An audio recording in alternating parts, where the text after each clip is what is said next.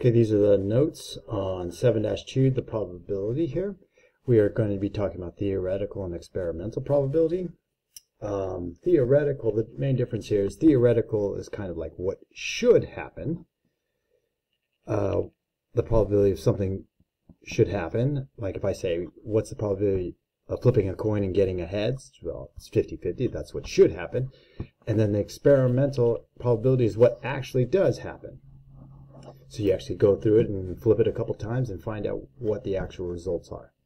One other key word here is the complement of a probability is the probability that event does not occur. Okay, and we'll go over that in a moment here. Both theoretical and experimental probabilities, the favorable outcome over the number of outcomes. The number something successfully happens over the number of trials. Complementary probability is the probability of something not occurring. So P for probability of event E not occurring. Theoretical probability here. So if a dice is rolled, what is the probability that the number is 3? This is theoretically. I'm not rolling the dice, but how many times will the number 3, what's the probability of getting a 3? Well, there's 1 3 in the dice, and there are 6 sides, so 1 out of 6. That's the probability.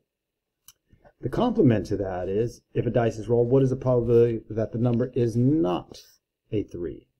Well, this one is pretty dang easy. I mean, we know that the sides that are not 3s are 1, 2, 4, 5, and 6. We know there are 5 sides that are not 3s, and so logically we can just simply answer that as 5/6. But when you're talking about the complement, what they want you to do is figure out the probability of not being a 3. And so what you do is, based on the formula here, you take 1, which is 100%, and minus the probability that 3 will occur, which is 1/6. So 1 minus 1/6 is 5/6. But this problem is so easy in terms of just figuring it out on your own. You could just do this without even going 1 minus the probability that it will occur. Problem number 3 here, experimental probability. As part of a grant to improve bus routes to and from school, Hogan and Jane gathered traffic flow statistics from one intersection. They made the table to show the findings between 7:45 and 8 on Monday morning. So this information is not that important.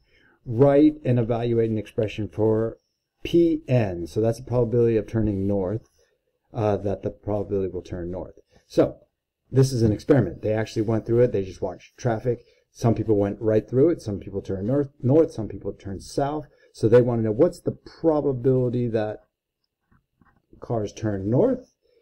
And for north, that occurred 94 times out of, you're going to have to get this grand total here. You just add up all of these options. The cars go straight, turn north, turn south. This is 564. So 94 over 564. And if you go to the calculator and punch that in the calculator, that turns into 16.6%.